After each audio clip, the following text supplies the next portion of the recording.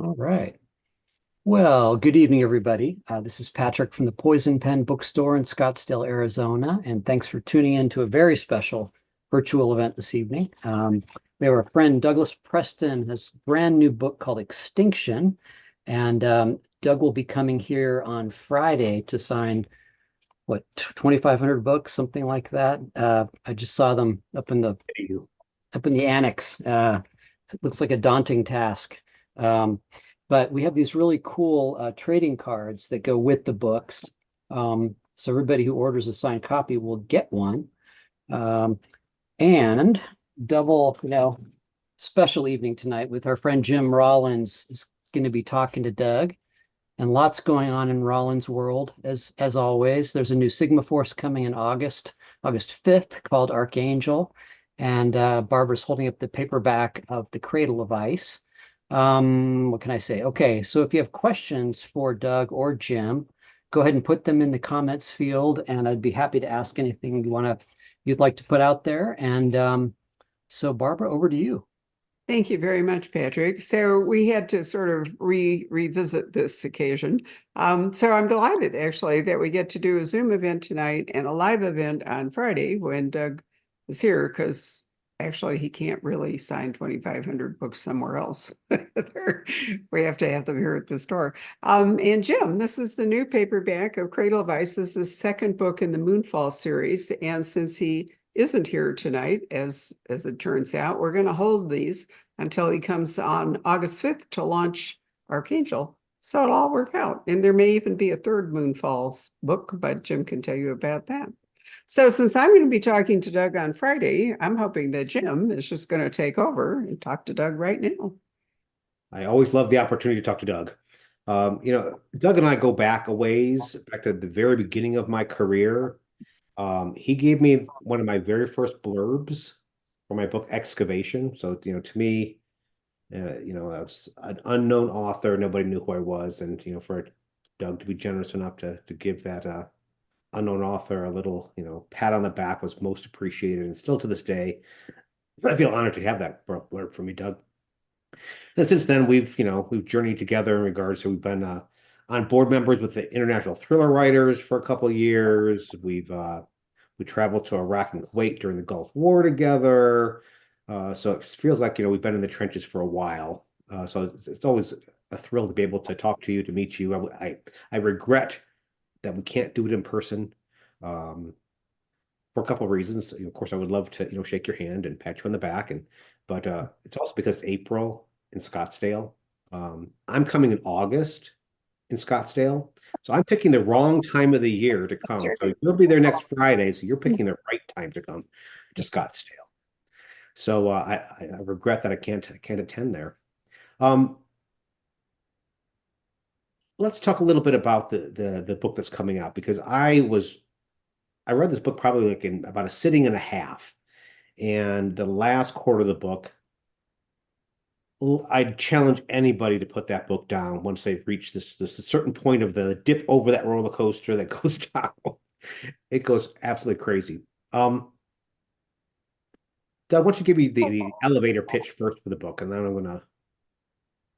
Well, all right. Thank you, Jim. Well, first of all, I just want to say thank you for those kind words. I remember so clearly when I was given the ARC of Excavation, and I looked at it and I thought, well, this looks like an interesting book. But as you know, 9 times out of 10, you're disappointed. I mean, a really good book is hard to find, especially when it's a new author. You never know what you're going to get. And I read that book and I was absolutely blown away. I thought, man, this guy already writes like he's written 10 best-selling books. You are an outstanding writer. Very sweet. Well, and the history that we have together, I'll never forget our trip to Iraq and Kuwait for the USO, meeting our troops, flying to different, FOBs.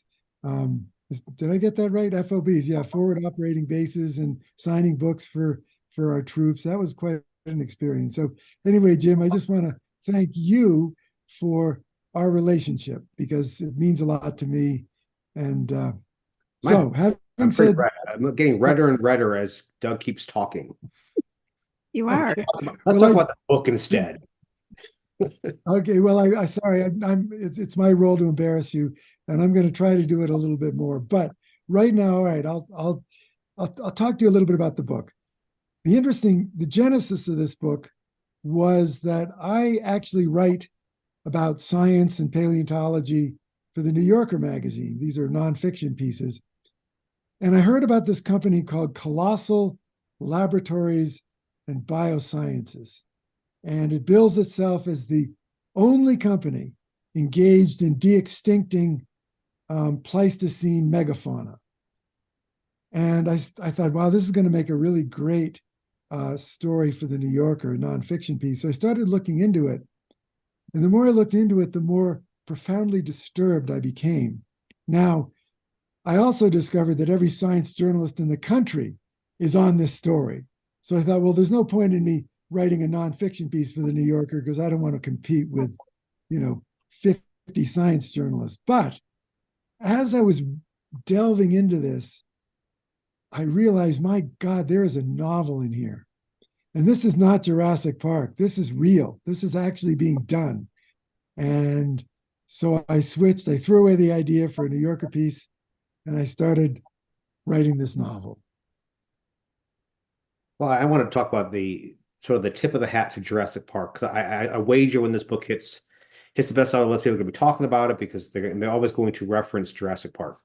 But I want to say it's not at all a ripoff of Jurassic Park. It's a tip of the hat towards Jurassic Park, but it's not only it's not just a sort of different era. You're not just the Pleistocene with megafauna versus dinosaurs.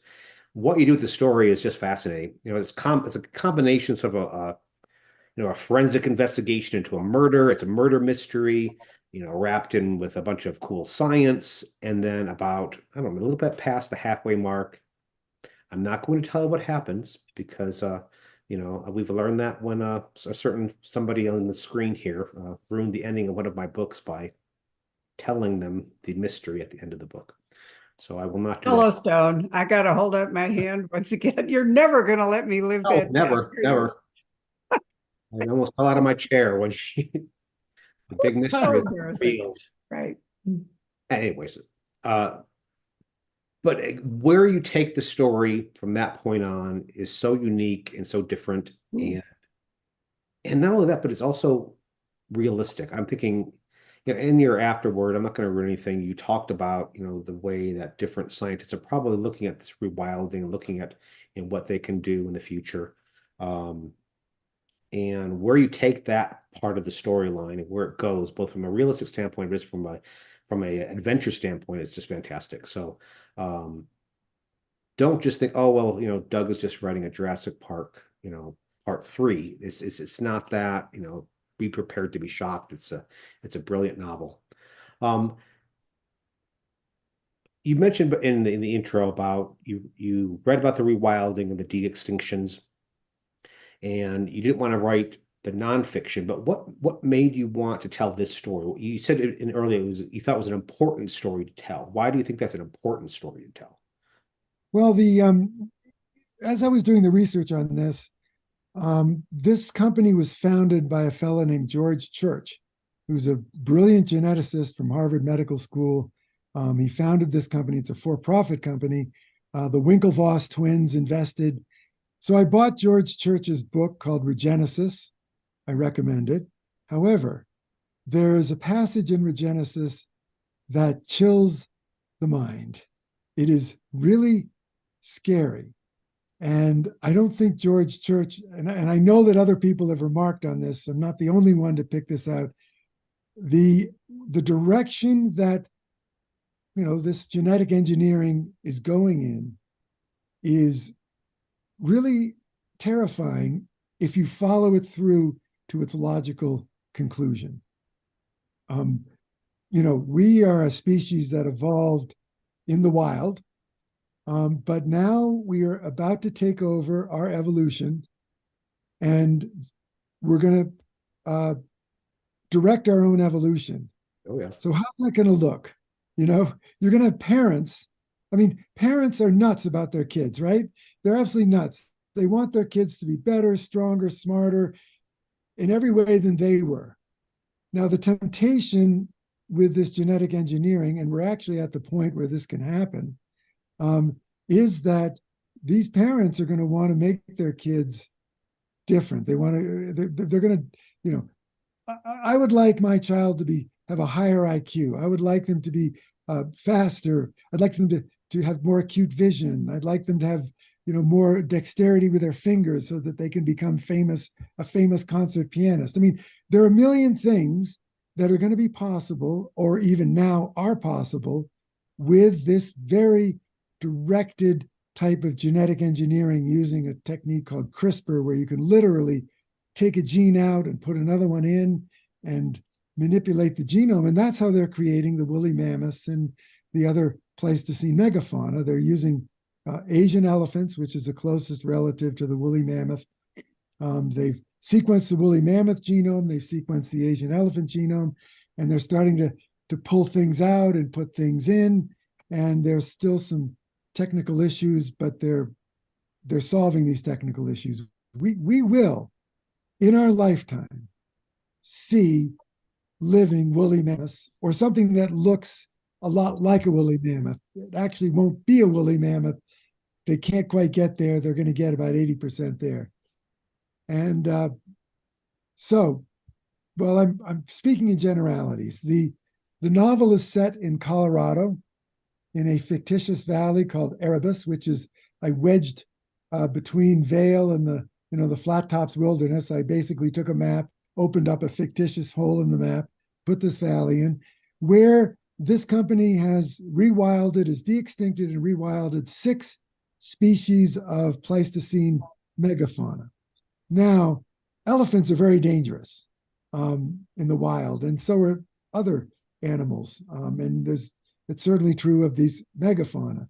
So they've removed the aggressive genes. They've done to the woolly mammoth what we did to the wolf in creating the friendly dog with floppy ears is a far cry from the wolf. And that's what they've done with the woolly mammoth, because they want this to be a safe place. They do not want a Jurassic Park with T-Rexes chasing people and eating them. You know, they don't want that. So these animals are completely safe. And so it allows people, very rich people, because it's very expensive, to go to this park and experience these animals in an environment that is suited for the cold weather Pleistocene environment that you get with the woolly mammoths, the Irish elk, and the other, you know, the giant ground sloths and so forth. But things go about. I found that, you know, to me, you know, with my veterinary background, I'm always, you know, I always like I play with the, you know, genetic toolbox in my books and create weird animals just because I want to create weird animals. Any way I can create a new weird animal, I'm going to create it. But you're dealing with, you know, authentic Pleistocene megafauna. And again, similar to the fact that it just feels real. I feel like these are, where do you get your background in creating such authentic feeling creatures like that? Well, you know, I have a background in science, in particular evolutionary biology. I worked for many years at the American Museum of Natural History in New York as an editor, so it's kind of steeped in this sort of thing. And it's what I write about for the New Yorker. So, I mean, I think that the way you make science feel real is if you know a lot about it. You don't want to stuff it all down the poor reader's throat either. But you know, like as I've said many times, there is no science fiction in my novel at all. None. Everything that happens in the novel, these creatures can be, you know, we're looking at, people are doing it today. Yep. And the thing that about science that is really frightening, but also understandable, is that whatever in the entire history of science, whatever became possible to do was done. I mean, as soon as people understood that the atom could be split and an enormously powerful weapon could be made that would kill hundreds of thousands of people, they did it.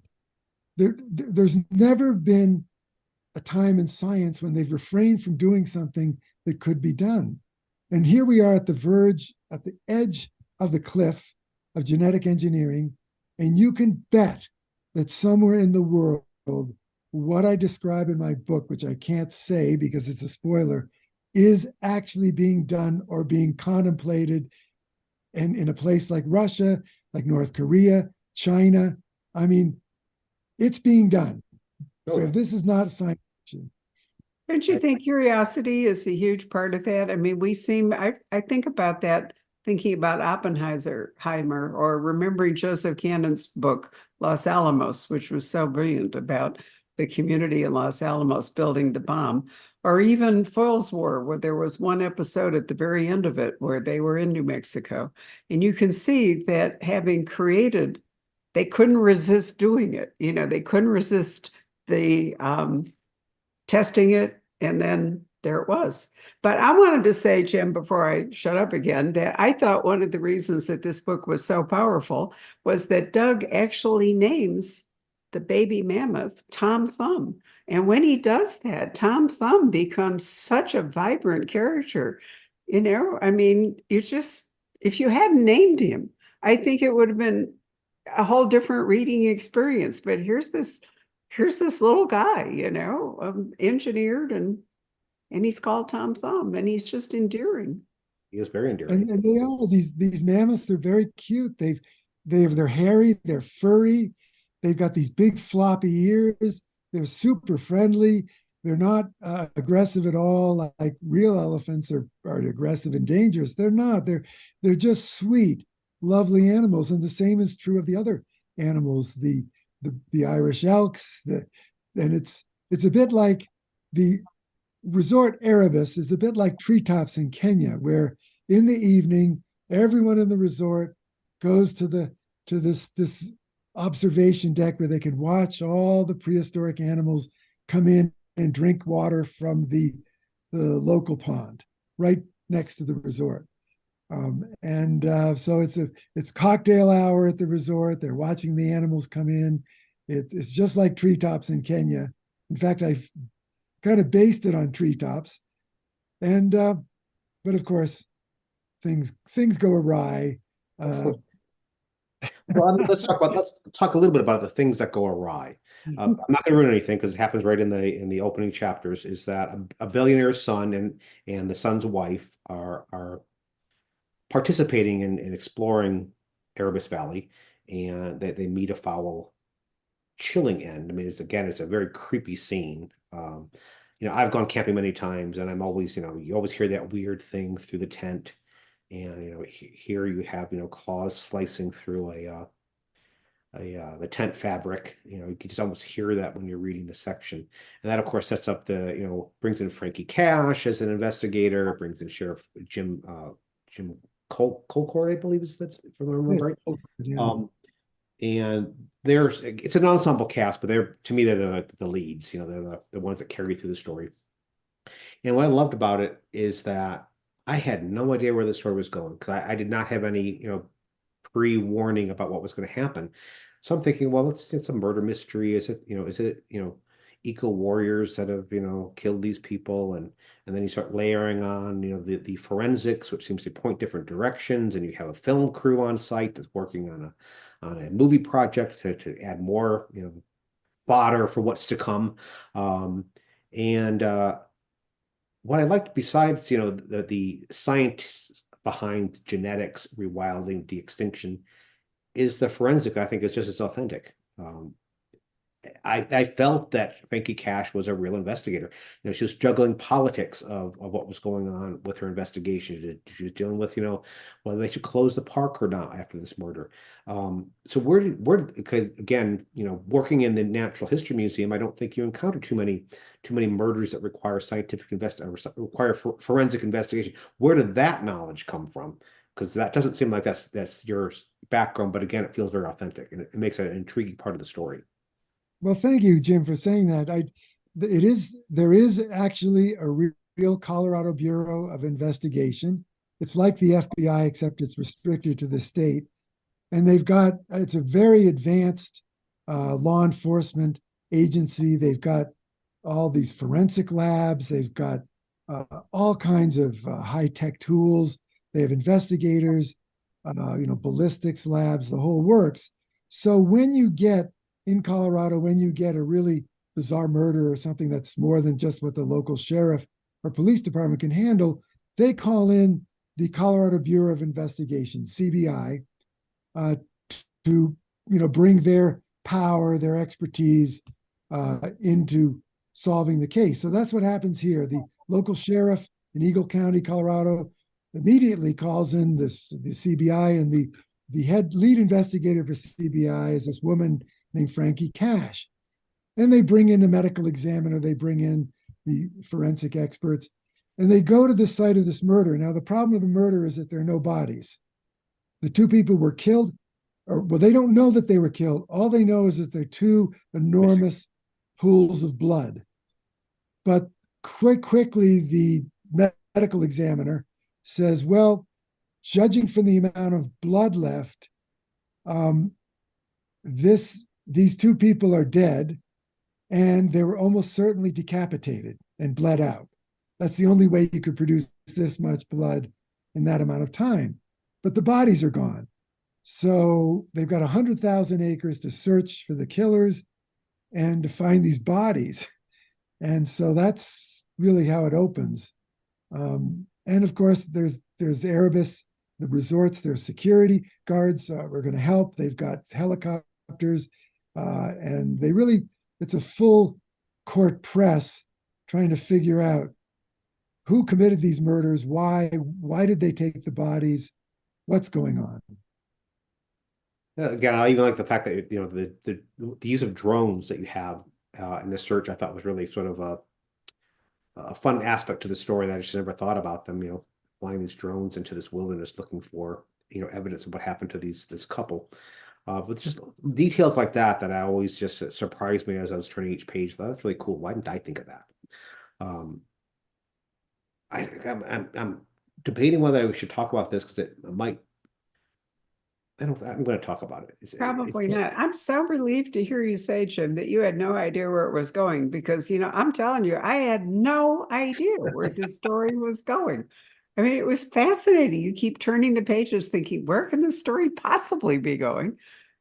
Well, the thing is, I'm a great fan of Michael Crichton. I love Jurassic Park. I mean, he was, really one of my inspirations when I was starting out as a techno thriller writer of beautiful techno thrillers.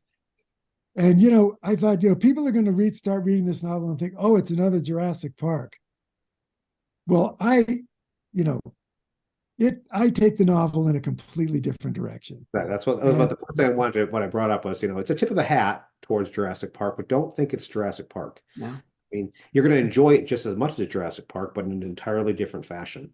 So don't think it's just another version of Jurassic Park. It's a very different book. It is. And do not read the afterword or the author's notes till you finish the book. Speaking of the end, again, you leave it so there could be more. That's all I'm going to say. I'm not going to say how I think there could be more. Is there going to be more? Now, I would vote for yes, but is it yes, no, or maybe? Well, it's definitely a yes. Oh, yes. good. Thank you. So glad to hear you say that. I did quite consciously leave a little dangling thread on the mountains. Yep. For a sequel. And I've been thinking a lot about what happens. So please do write that quickly. But the other thing that's so great about this book is the two characters, the woman and the guy. They are difficult people. They're not sort of run-of-the-mill kind of characters. And part of the story is the way they forge not only sort of a way to work together, but even a kind of personal relationship. And you leave that at the end also. So, I really like that. I mean, it's not a love story, but could be, maybe. Sorry, they have a copy date, so yeah, I know. There's ruin anything, right? But nonetheless, I thought when I read that you might like these characters so well that you would want them to continue. And, and they are in Colorado, so you'd have to like move. I mean, it would be hard to take them out of Colorado, at least until one of them maybe, or both of them would almost have to change, professions or change jurisdictions in order for you to do that. No, the next novel is going to take place in Colorado. I can tell you that much. Yeah. But as far as those characters go, I don't know about you, Jim, but I've gotten tired of reading thrillers where the main characters are absolutely gorgeous, drop dead, beautiful movie star, handsome, fit and fitter, I just thought I want real people. Yeah. So, Frankie Cash is in her 40s, early 40s. She's not beautiful. She's attractive, but she's a real person. And Jim Colcord, the sheriff, is also a real person. He's and they're not movie stars at all. They are real people, and I love them. I really love my characters. As I know, Jim, you love your characters, because when I read your books, I can tell. It's definitely not a meet cute situation with them either. It's not like, the meet cute you expect in a romantic comedy or something. It's Right. They feel authentic. They have their barbs, and there's frictions, and they're trying to cooperate, and they each have their own histories, and they each have their own obligations, both professionally and personally. And just seeing that in conflict really creates a nice dynamism between those two characters. Yeah, it's funny. In the very first chapter, the sheriff offers. They're up at 10,000 feet, so they're at high altitude. The sheriff offers to carry Frankie's backpack for her because he's worried about her, and she looks at him and says, "Oh, I wouldn't want that to happen. I wouldn't want an elderly man to suffer a cardiac infarction at this altitude." And so they get off on the wrong foot Exactly. right away. Not a meet cute. Moving forward too, just in regards to what's coming next, I have a twofold question with that. Number one is, in many ways, you have a Indiana Jones-esque side of your personality tied to your nonfiction novels. You have that adventure detailed in the Lost City of the Monkey God. And you mentioned, I don't know if you mentioned on screen or off screen earlier, that you're working on another nonfiction book. Is there any future adventures personally that you're partaking on in the near future? Well, I just got back from a 6-week trip to New Zealand, where I did a lot of hiking, and I did a 125-kilometer canoe ride. I ran a river with 140 sets of rapids and just about killed myself, flipped the canoe. I had a lot of fun that way. But, that wasn't, I'm trying to think of how I can write a book about that so that I can deduct it on my taxes, but I can't think of it. So I'm afraid I'm not going to get that tax deduction. It was just a really great experience. But I've got a nonfiction book that I sold to my publisher recently, which takes place in Arizona. And it's a really interesting story of an episode of extreme violence that took place in the late 19th century in the mountains of Arizona, which has ramifications that go way beyond just the incident. So I'm going to the mountains of Arizona in October to visit all the sites of the killings, the hangings, the shootings, the everything. So that's going to be my next adventure. And what about literarily? Is that a word? What's coming up with you and Link, with what's coming up future, besides, of course, what I demand to have happen, which is the sequel to Extinction. So forget everything else, just do that first, and then move on. Well, Lincoln and I have a book coming out called Angel of Vengeance in August. So that's the August that's 13th, may I say, August 13th, we'll be right back here on screen, unless for some reason Douglas actually decides to travel. And we're taking orders for it now, and it's a week. I wish it weren't, but it's a week after Jim. So we have Jim on August 5th, and then we have Doug and Lincoln on August 13th. And I always wish I could sort of put them together, which would be wonderful. So it's going to be an exciting summer, partly because publishers are concerned about media and other attention during the election. And so, as it heats up, so they're trying to get most of their big books out by the end of summer. So it's a very high traffic summer this year. I've already told my staff that vacation's coming on in the fall. We all have to work all summer, but maybe October or something will be a time out. Well, that's good. Yeah, Angel of Vengeance is the third book in a trilogy that started with Bloodless and then The Cabinet of Dr. Lang. And boy, did we get complaints from our readers. You guys, you left me hanging. What's with that? So I want to assure our readers that Sorry about sending you that note. So what's that? I'm sorry for sending you that note. Yeah. Where you left the cabinet book. I'm getting death threats. I mean, we're getting death threats, actually. But anyway, so this book, Angel of Vengeance, closes all the threads. It ends the story definitively. Nothing is left hanging.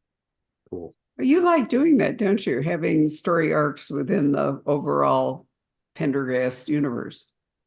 Yeah, I know. Well, Jim does the same thing. This is your third book. Do you get the same reaction from readers? Like, how could you leave me hanging? What's some, write faster? I like torturing my readers a little bit.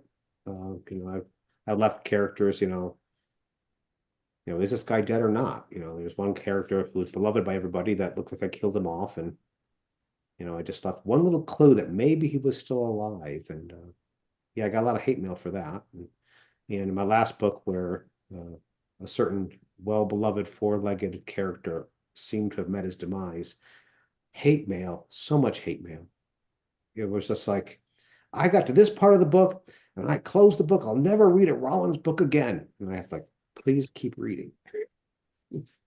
You want to tell us a little bit about Archangel? I don't. All I will say basically is a Sigma novel, and it deals with the search for a lost continent in the Arctic. Now, there's always been rumors there was a lost continent somewhere up there, Hyperborea, and Sigma finds it. How can there be a lost continent in the North Arctic? I'm going to show you how that's possible, and that there probably is one there. Wow, really exciting. I'm waiting for my reading copy, so I don't have any, I can't make any spoilers. Okay, try to resist that. Jim, what is that behind you on the wall? There's an amazing thing that. Oh, yeah, I was going to bring that up. The other reason I liked Extinction so well is that, mammoths have always been a fascination with me. I've always liked the Pleistocene megafaunas. And this is right here is it's a Siberian mammoth tusk right here. Let's swing back there. Action shot. We're on a dolly. But besides being a mammoth tusk, it's actually, you can see somebody scrimshawed a mammoth in a valley with just like it's like almost like right out of Doug's book Extinction. Here's a mammoth in this deep valley. So it's like, wow, it's oh my God, I love that. I'm dying with envy now. Oh, that is a fabulous thing. It really is incredible. So, Doug, one question I wanted to ask you is that you spend a lot of time describing the actual resort, the Erebus resort, or do you call it Erebus? Is it Erebus? Which one is it? I pronounce it Erebus. Okay. But I mean, it's an architectural sort of thing, that you really go into. Where did that come from? I mean, what's your expertise in architecture that you were able to describe this place so well? Well, I just, part of writing is visualizing. The way I write anyway is like you have to visualize in great detail what it is you're writing about. You have to see it in your head. And I looked at treetops online. I looked at other resorts in Africa and places like that where they look at animals. And I just sort of put this thing together. I thought, well, they're going to build it out of timber. They're not going to build it out of steel and artificial materials. It's going to look like the West. They're going to have beautiful stone fireplaces and Navajo rugs and And then there's going to be this viewing deck so that people can go and look at the animals when they come in to drink. And it just sort of assembled itself in my head. And now I look at it. I mean, I can see it in my head and every little detail. It's gorgeous. I wish it existed. I do too. I was really thought, wow, would it be great to visit it? I was wondering if it was based on anything in real. When I read the book, I thought, is Erebus Valley a real place? So I'm like doing my research, so I can't find Erebus Valley in Colorado. It must be made up. But is that lodge somewhere in there? Is he basing that on someplace? Because I want to book a room. Me too. Absolutely. Oh, We didn't mention also that Doug has a book called Lost Tomb that came out in December, which is part of his nonfiction writing. What are there, 8, I think it is anyway. And one of them ends up in Egypt where Doug descends into a tomb, hence Lost Tomb. But that's a really fun book to add to your general work.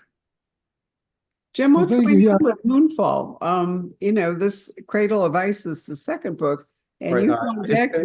I just finished writing the third book. It's about 210,000 words, so it's a chunky book. Ooh, And it's the title is a Dragon of Black Glass, and it's the third of the it's a quadrology, or it's what is 4-book series called. So this is the third book. There's one more to go in to complete the series. a quartet. I love it. But isn't that going back to your roots? Because I was amazed when you came to do the first one that I was not aware that you had written science fiction under yet a different name. And you had a lot of fans that came to that event that we'd never seen before. So, tell us a little bit about that. Well, I sort of, fell ass backwards into writing 2 different genres. My first book, Subterranean, which takes place, oddly enough, under the volcano of Mount Erebus. So it just seems like there's a lot of ties to this book. Yeah. And I had difficulty selling it. I got 49 different rejections. There's a 50th agent who saw something with this story that wanted to publish it. So it takes a while to get 50 different rejections. And during that time, I thought, well, maybe I'm not a thriller writer. Maybe I should try writing something else I love to read, which is fantasy. So I worked on a fantasy novel and then had that done about the same time that Subterranean ended up selling. And because of Terry Brooks, the international bestselling author of the Shannara series, he pronounces different. He's wrong with Shannara.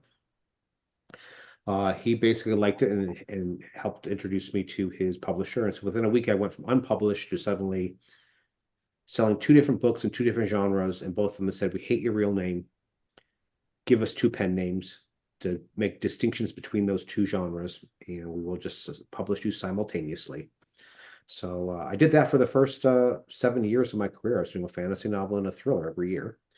And eventually James Rollins became a little more popular than James Clemens, my fantasy moniker. And so I began writing more thrillers and sort of set aside my fantasy career, but I've always wanted to return to that. And so the Moonfall Saga was my ability to return to my roots, to go back to writing a fantasy and a thriller every year. And that's so it's sort of fun to go back to those roots again. Well, you certainly still had many fans of your James Clemens books. So it's great that you're able to do both. I think it's interesting too, Doug, that nobody seems to have suggested that you have a pseudonym. You've been writing all of these different things, all the way from Cities of Gold and, your nonfiction, your early nonfiction, which is really where we met. I think it was Cities of Gold where we first got together. But you've been Douglas Preston throughout. Do you think that was because you established your name in science, in nonfiction before you ever took to fiction? Well, actually, I started out as a nonfiction writer, and then I wrote Relic with Lincoln, which is a thriller. It's a horror novel, kind of horror thriller, very violent. And I said, I don't want to ruin my reputation with, I'm a serious author. I had these pretensions, right? I'm a serious author. So I said, I will only publish this under a pseudonym. And my agent said to me, Doug, don't be chicken shit. Nobody's buying your nonfiction books. Now, if this book is a bestseller and you put your real name on it, maybe they'll, after they pick it up and read it, maybe they'll then go and buy those books that nobody's buying now. So I kept my name on the book, and it was a bestseller. And by God, people who read that book started reading my nonfiction books, and so he was right. So no, I think it Doug. helps, you had a name that you can pronounce. Tchaikovsky, my real last name, uses every letter of the alphabet. And even on my veterinary door, it said, Dr. Jim in quotes with my real last name. I didn't want anybody to try to have to pronounce my last name. And so I had these two different careers. They're both like, well, we like your books, Jim, but that name's got to go. We can't sell books under that name. This is what I think why Preston is so important. I heard this from both houses, two different houses. Jim, when you pick a pen name, make sure it's 2 syllables and phonetically pronounceable.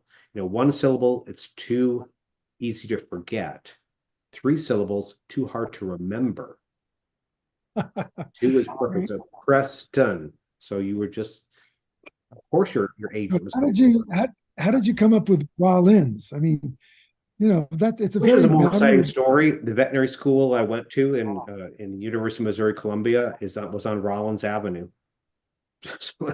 And Clemens, I was borrowing Samuel Clemens, Mark Twain. He has this Missouri root where I grew up, so I borrowed his unused real name for my fantasy. However, there's an Easter egg in a Steve Berry novel where Steve Berry, who's a friend of Jim, actually used Jim's real name for a character in the book, which was so much fun if you actually knew what it was. He's the Polish, he's the president of Poland, so it makes sense that he would have my last name. So. Yeah. Jim once came to the Poison Pen and checked in under his own name at a nearby hotel and forgot about the time difference. So I was dispatched to the hotel to go and collect him. And when I got there and I asked for Jim Rollins, they said, there's nobody here by that name. And I thought, I couldn't even spell it. I had to call back to the bookstore and say, do we have his name under anything else so we can find him? You remember that? It was so funny. I do. All right, so now I can pronounce it anyway. So Patrick, we probably have said everything we can say just at the moment. There will be more conversation, and we will be streaming our conversation Friday night with Doug. So in case Doug and I go in different directions than we've gone tonight, you'll have a chance to do that and ask more questions. But do we have any tonight, Patrick? Yeah, we do. Let's see. Renee would like to know, Jim, do you ever miss practicing veterinary medicine?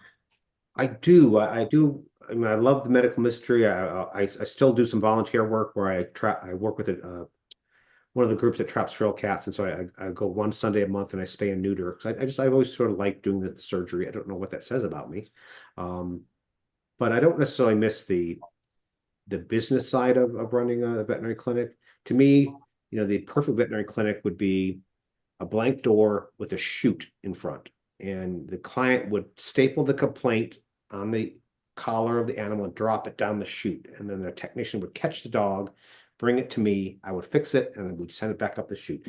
Now with COVID, that's exactly what happened. You couldn't go into the offices anymore. The technician would come out to the car, take your pet, bring them in. I thought, oh my gosh, this is the perfect way I would love to run a veterinary hospital. Do you realize that you have just outlined a really great book idea? You could drop something down the chute and something different would come back up. I'm serious. We'll work on it. Yeah, no, I mean, I think that's a really interesting possibility. Let's see. Boy.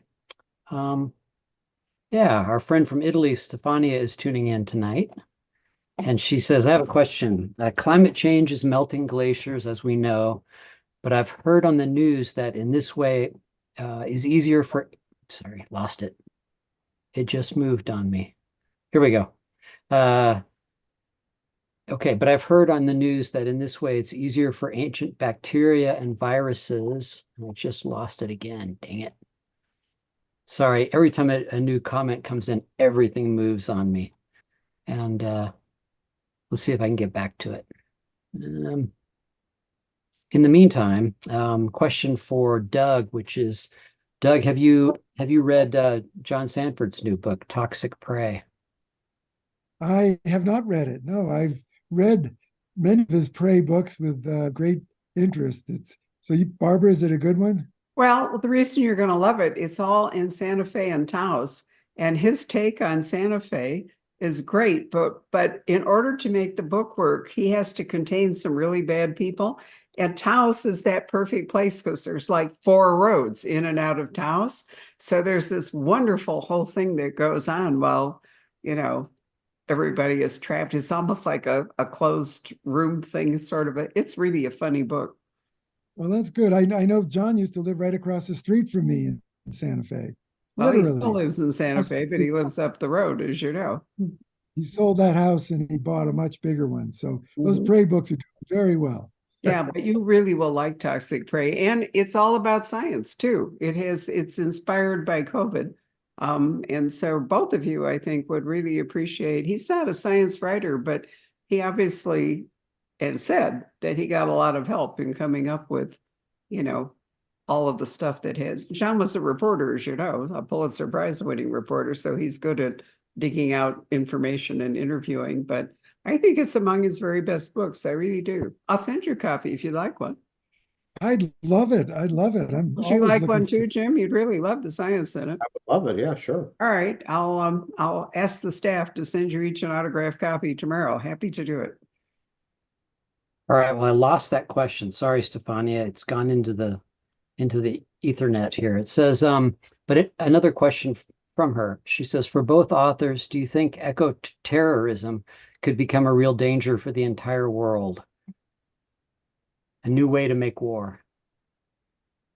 I wrote a book called, oddly enough, The Sixth Extinction, which deals exactly with, where's the line between eco-terrorism and, an apocalyptic cult. If you really think that human beings are a problem, and you really want to save the world, does that mean eliminating the human population from the globe? We're always looking for fun things to talk about in novels. Yeah, that was a fantastic read. Wow, that was a really good book.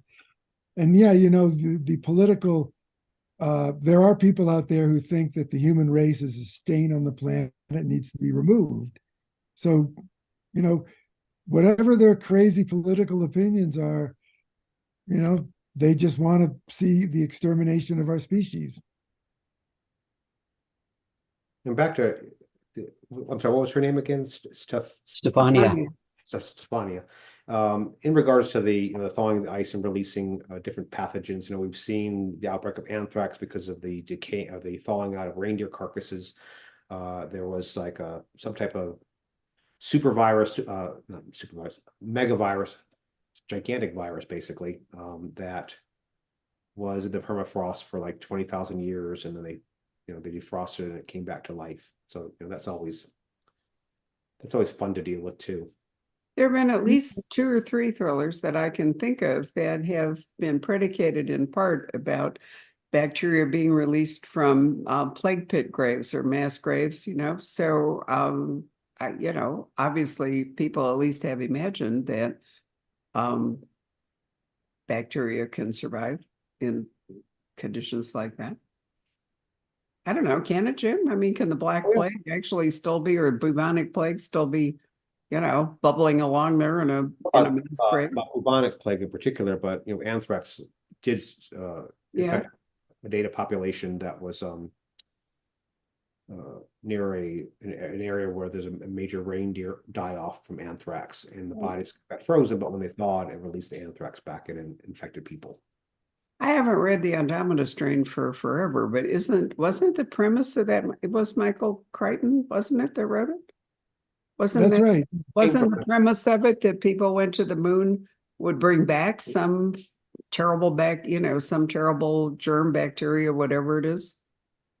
Yeah, that was the first of the virus, the alien virus novels. It was really, really one of the best. But there was a situation where they found a frozen body that had been buried that had died of the Spanish flu, which was very dangerous. That killed 100 million people in 1917, 1918. And they found that virus was still active, that was still potentially could infect somebody. Well, yeah, lots of comments coming in. There's a really nice one for Jim. It says, Bobby says, Jim, I met you decades ago, actually, when you were a veterinarian in the Folsom Shingle Springs area. A very good vet, especially with horses. You told me you wanted to be a writer. I said I'd watch for them, and I have. I've read every single one of your books at least twice. You are my inspiration in my quest to be a better writer. Thank you so much. Yeah, I always think I was a better veterinarian than I was ever a writer. Well, Uh, you're such a good writer that you must have been one hell of a vet. let's see, a question for Doug about 14 days. Um, for those of the people that are watching that aren't familiar with the book, can you say a little bit about it? Well, it's a collaborative novel written by 36 authors, many very distinguished and accomplished authors. And it, it's a literary experiment that was sort of published by the Authors Guild when I was president of the Authors Guild. And it's gotten some really good reviews. It's a pandemic novel in the sense that it's a group of people who gather on a rooftop in New York City during the pandemic, and they're kind of in lockdown, and they start telling stories about their lives. And it's kind of a bit like the Decameron, perhaps, although different in other ways. But it's with wonderful writers, Diana Gabaldon, John Grisham, Tommy Orange, all kinds of fabulous writers contributing. Margaret Atwood, I think, is actually listed as the primary editor a lot of the time. We still have 12 copies autographed by Doug and Diana Gabaldon out of some 1,600. So if you hurry, you can still get one. Well, you better pick those up and sell them on eBay. You could triple your price, your money. Let's see. Jason asks, Doug, what location for your nonfiction books was your most exciting location to go to and why? Well, the Lost City of the Monkey God, when I went into the jungle in Honduras, was certainly the most exciting, not in a good way. With deadly poisonous snakes and terrible diseases and pouring rain and mud up to your waists. I mean, it was something else. But, when you're a journalist and bad things happen to you, as long as they don't kill you, it's good. It makes for an interesting book. And But it almost killed you. well, it did. And I got an incurable disease from that experience. But I'm still here. So, um, you know, thank God. Anyway, Yeah. when I learned that I had this wild, crazy, tropical disease that was incurable, the first thought that occurred to me was, oh, this is going to double the advance on the book. All I thought about was what a better story it was going to be, because I was going to die from a tropical disease. I can say that Jim has done some really remarkable exploration of landscapes in his books, even went on a massive diet in order to be able to fit into caves once again. So, yep, remember that when you were Nothing to like, do with books. It was purely I just wanted to go caving again, and I thought it was caving is probably a younger man's sport. You got to be can't be too arthritic, and you can't have too wide of a belly to fit through different chutes, and so my belly was getting wider, and I thought, oh well, I still attended grotto meetings when I thought, oh, at least I can live vicariously through these people's descriptions of their cave explorations. And this one gentleman gets up and exploring, explaining how he went through this cavern system and the rope work that he needed, and the obstacles he faced, and ended up he was 65 years old when he went through that cave. So I'm thinking, okay, I think I was like 52 or something at that age. I thought, okay, I'm just making up excuses. So I decided I was going to get back in shape and go back to caving again. but you have actually gone to a lot of the places you've written about. Yeah, I think we all write from a point of passion. We like to write things that we enjoy doing, and so I love caving. So my very first book, Subterranean, took place entirely underground, because it was my just ability to explore a cavern that I would never be able to explore in real life, and live vicariously through my characters through that adventure. Well, you write about caves in a way that absolutely terrifies me. I'm a little bit claustrophobic, and boy, I pick up one of your books and it's like, wow, this is really vivid. It's a little too vivid. It's amazing. Very well done. Indeed. Anything else, Patrick? Yeah, Stefania kindly rewrote her question, which is a good one. Climate changing is melting glaciers, as we know, but I've heard on the news that in its way, it's easier for ancient bacteria and viruses to come back to the surface and create a new pandemic. Could even climate changing be used as a way to spread terror? Hmm. Interesting. I mean, I'm sure there is, and now I have to think about it. And I think Doug and I are going to compete to see who can come up with that idea first. Of course, we're going to have to acknowledge the asker of that questions. Now, here's the idea. Drill core goes down 2 miles, brings up these deadly viruses. The scientists who find this, lock this away. But then the bad guys go and drill down nearby and bring up the same viruses and then use it as a blackmail to the world. There you go. Someone write that book. Love it. Here are a couple that have come in from YouTube. There's a whole bunch of comments, so I'm just trying to go through them to see if there are any real questions here. Okay, Charlie asks, is Doug involved in the Sky Railway? How is it doing? I am. I'm a partner with George R. Martin and Bill Banowski. We own this railroad. And we bought the railroad without knowing what the hell we were doing, and we almost went bankrupt. But now it's actually running well, and it's making a profit, and it's really fun. It's become a major tourist attraction in Santa Fe. People love it. It goes from Santa Fe to Lamy, which is where the actual Santa Fe Railroad went. It didn't come to Santa Fe. And you can go, there's a night sky one, which I have done, where they serve a considerable amount of alcohol. But so I always worry about whether you shouldn't have like a fleet of Ubers at the station when the train comes back in to take all those people home.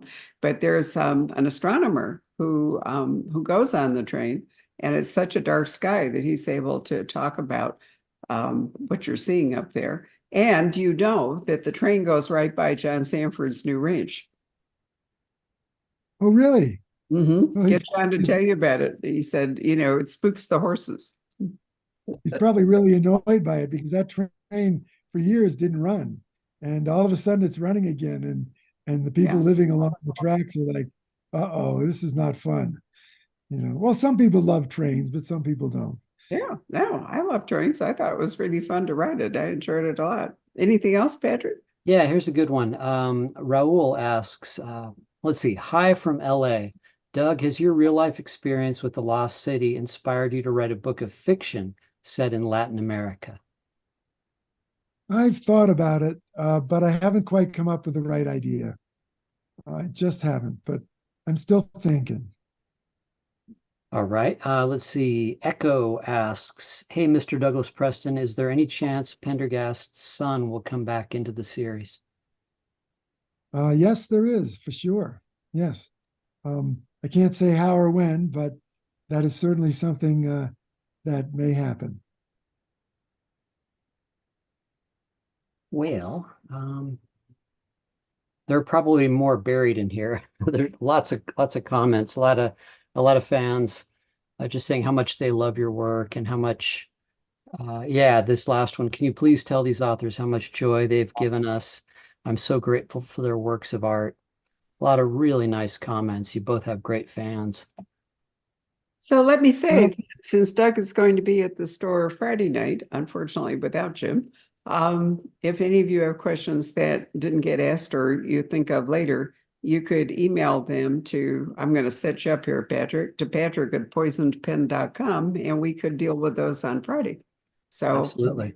Another chance for any of you who had questions that we missed to ask of Doug, and that'll be great. So thank you all very much for this. Is a wonderful evening. Really have enjoyed it. We're looking forward to seeing Doug on Friday. We're looking forward to seeing Jim on August 5th. We're looking forward to seeing Doug and Lincoln on August 13th, and maybe we can engineer Doug and Jim in the store, if nothing else, maybe next February when the third Moonfall book comes out. So that's all things to look forward to.